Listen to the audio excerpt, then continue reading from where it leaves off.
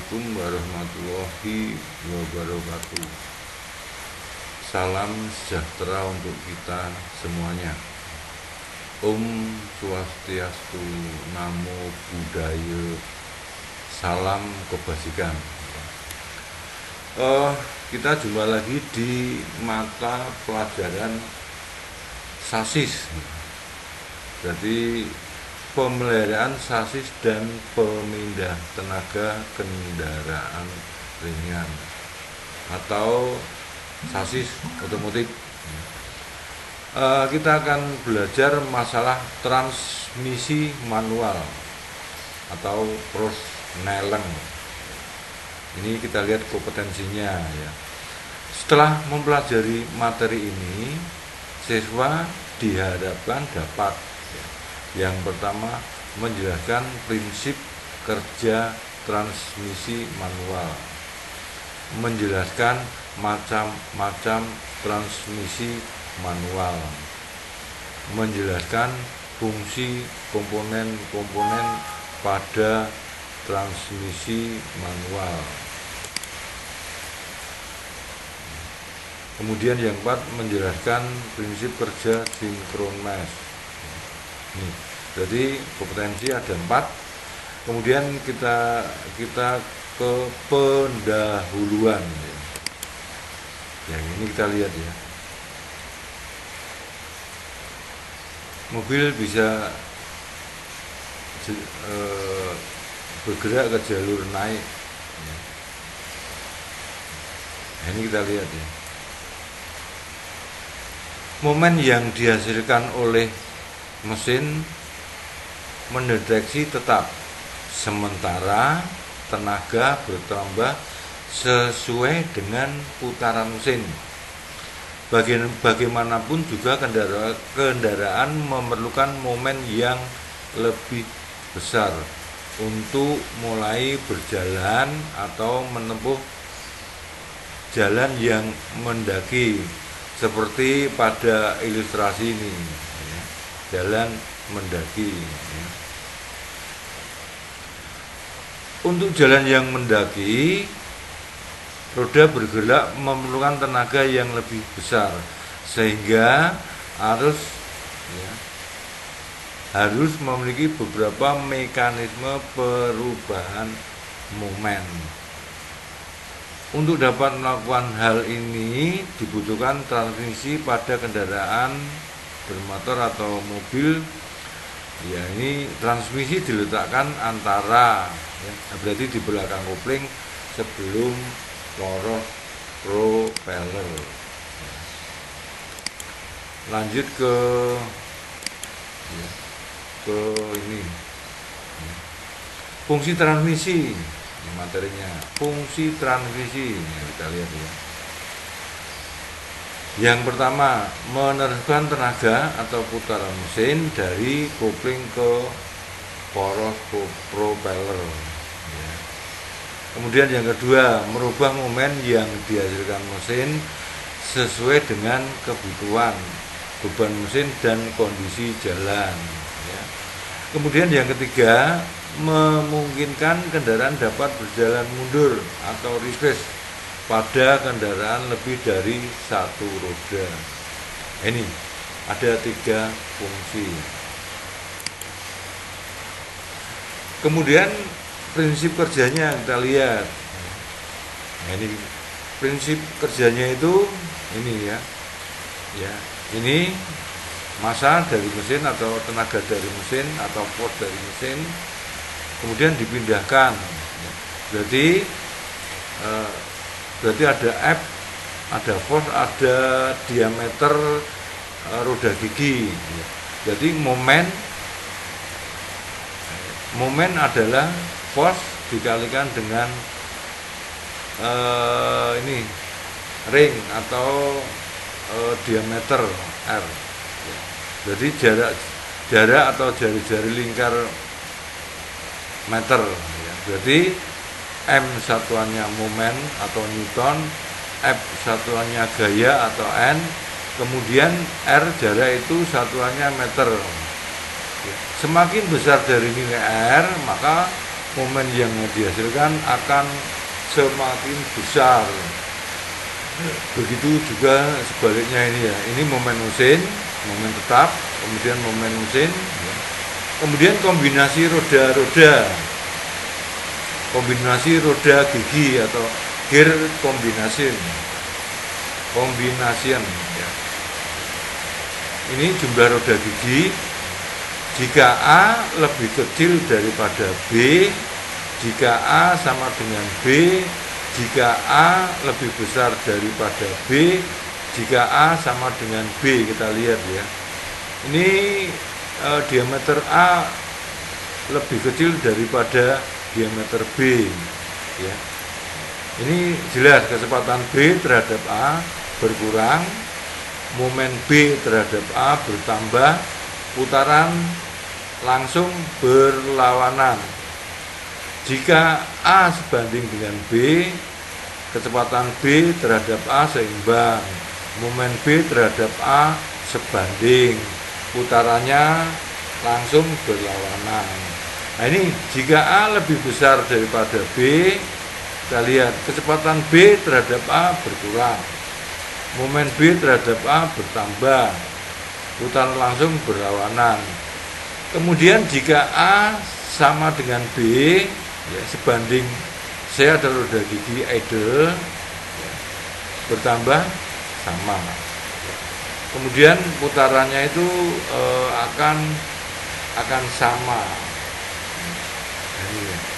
Kombinasi dasar roda gigi transmisi, kita lihat ya, perbandingannya jumlah gigi pada roda gigi B berbanding jumlah gigi pada roda gigi A. Ini berbanding. Nah, ini ya, kalau gerak maju kita lihat ya. Perbandingan roda giginya B berbanding A, C berbanding D. Ini dikatakan input, ini dikatakan output, ini dikatakan control gear, ini dikatakan sumbu utama, sumbu kedua, sumbu pertama. Kemudian gerak mundur kita lihat ada idle gear, ya. Ada idle gear, putarannya akan berlawanan. Ini. Kemudian lanjut ke macam-macam transmisi, kita lihat ya. Transmisi jelas ada 3, sliding mesh, constant mesh, synchron mesh. Ini transmisi tipe sliding mesh, sliding, meluncur, kecepatan 1, ya, kecepatan 2, kecepatan 1, kecepatan 2. Ini transmisi tipe sliding mesh. Kemudian yang kedua transmisi tipe constant mesh. Constant mesh kita lihat ya, kecepatan 1, kecepatan 2. Ini hampir sama dengan sliding mesh, hanya saja dia ada alur yang digunakan sebagai pengunci. Kemudian yang terakhir transmisi tipe synchron mesh. Nah, ini kita. Ini synchron meshnya ini. Synchron mesh. Di dalam transmisi tipe synchron mesh ada synchron mesh. Ada namanya clock hub. Synchron mesh berfungsi untuk menyamakan putaran gigi percepatan dan hub slip dengan jalan mengadakan pengereman terhadap gigi percepatan saat hub slip digeser atau dihubungkan. Ini clock hub. Clock hub. Kemudian ini hub slip yang di luar, hub slip, clock hub, kemudian ada spring key, ada shifting key. Ini masing-masing mempunyai fungsi. Hub slip, clock hub, di synchron mesh netral, ya, synchron mesh posisi pengereman, kemudian posisi menghubung, ya. Lanjut ke bentuk roda gigi. Macam-macam bentuk roda gigi. Ada roda gigi jenis sepur atau lurus. Kita lihat ini, sepur. Kemudian ada roda gigi jenis helikal atau miring. Ada dua, jenis lurus dan jenis helikal miring.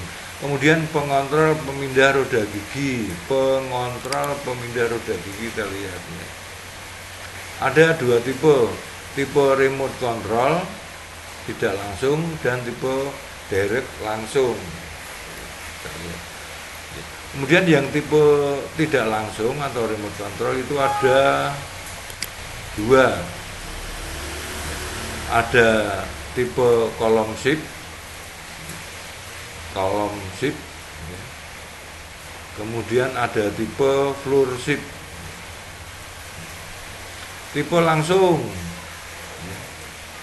atau direct control ini kita lihat ya. Ini sama dengan yang digunakan di Colt T120 Mitsubishi. Kemudian komponen synchron mesh kita lihat ada di sana input sub, ada dudukan kopling, dudukan bantalan, gigi penghubung tertinggi, kemudian roda gigi penggerak atau input. Kemudian ada poros output sub, input sub, output sub, dan poros dan roda gigi pembantu atau counter gear ya. Kalau dulu ya, input sub itu dikatakan sumbu utama, output sub dikatakan sumbu pertama, kemudian counter gear dikatakan sumbu kedua. Cara kerja transmisi kita lihat ya. Cara kerja transmisi 5 kecepatan kita lihat di sini. Posisinya ini posisi netral. Kemudian ini 1, 2, 3, 4, 5 dan R. Ini posisi 1 kita lihat ya. Input sub sebagai driven, output sub sebagai drive ya. Driven ya ini. Input sumbu utama, sumbu kedua, sumbu pertama, poros output, poros input sumbu utama. Kemudian yang ini yang warnanya pink atau merah ini sumbu kedua. Kecepatan 2 kita lihat ini sudah mulai berubah ini ya. Kemudian kecepatan 3, kemudian kecepatan 4, satu lagi kecepatan 5 atau dikatakan top gear. Untuk membedakan transmisi biasa dengan transmisi overdrive, jika di dalam kecepatan tinggi atau top gear, putaran input ya, itu sama dengan putaran output, berarti itu transmisi konvensional atau transmisi biasa. Jika di dalam suatu transmisi di mana poros input putarannya lebih kecil daripada atau putarannya itu lebih outputnya lebih dari satu putaran, itu dikatakan transmisi overdrive. Kemudian kita lihat posisi mundur ya. Dia dibantu dengan idle gear supaya arah giginya itu tidak berlawanan searah dengan counter gear atau sumbu kedua. Nah, kita lihat simulasinya ini. Simulasi. Ini saya klikkan ke 1 simulasinya. Nah, coba lihat ini. 1. Kemudian saya klikkan ke 2. Saya klikkan ke 3. Saya klikkan ke 4. Saya klikkan ke 5. Ini yang namanya top gear ini. Ya, tadi ada transmisi overdrive, jadi jika putaran output lebih kalau transmisi biasa jika putarannya sama 1:1, kalau overdrive putaran orbit tidak 1:1, tapi 1 lebih dari 1. Kemudian yang kedua simulasi. Nah, ini kita lihat. Coba lihat kalau masuk gigi 1.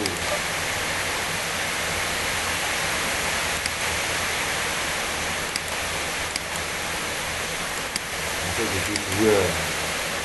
Masuk 3. Masuk 4. Nah, ini tombol gas kalau digeser besar kelihatan tinggi. Kemudian kalau masuk 1 coba, walaupun juga besar dia tidak akan ini kena bes ya. Kemudian latihan 1 kita lihat latihan 1 ya, ini kita lihat, ini kita masukkan yang half flip ini masukkan sini, yang plug hub ini yang synchronize. Kemudian ini shifting key, ini spring key ya. Kemudian latihan 2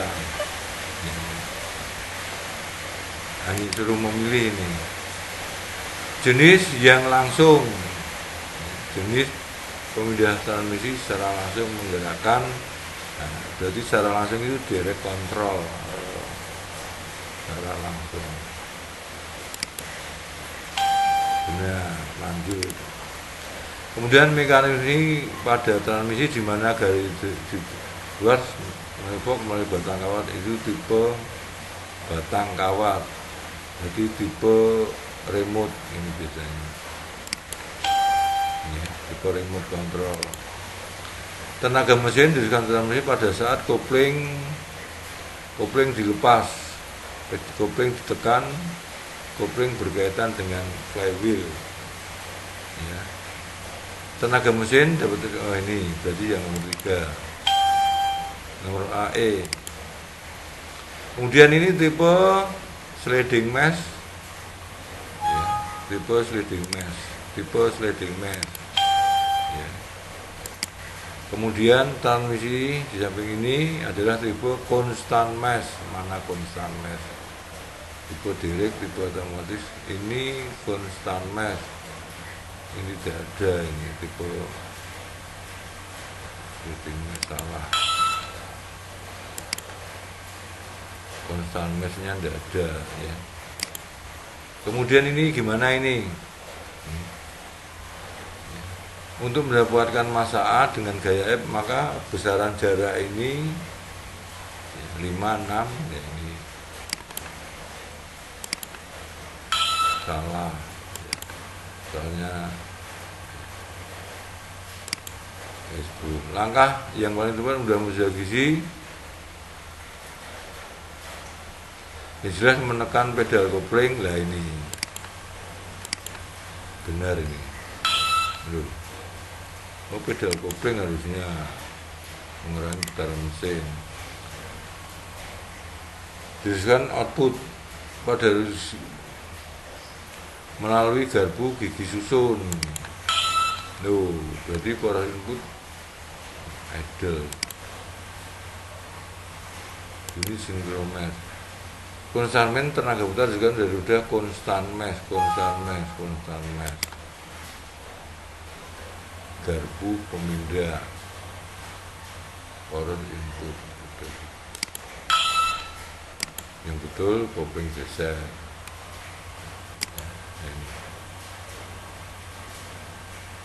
Momen yang besar itu gigi 1 atau mundur 1, gigi 2 ya. Saya kira cukup. Terima kasih atas waktunya. Assalamualaikum warahmatullahi wabarakatuh. Sampai ketemu lagi di ini latihannya mengulang ini ya. Kemudian